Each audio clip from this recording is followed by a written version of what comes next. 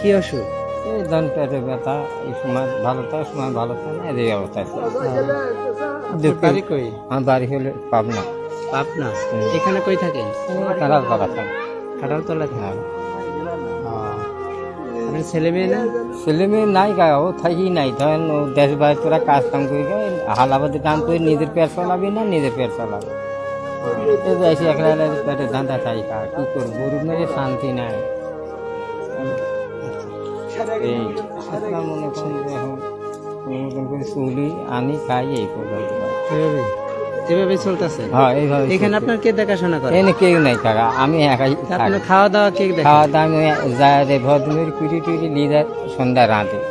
সন্ধ্যায় রাত? হ্যাঁ, রাঁধি টাঁধি খাওয়া দাওয়া বাড়ে। ঠিক আছে। তো বাইরে ফোনটা ধরেন না। এই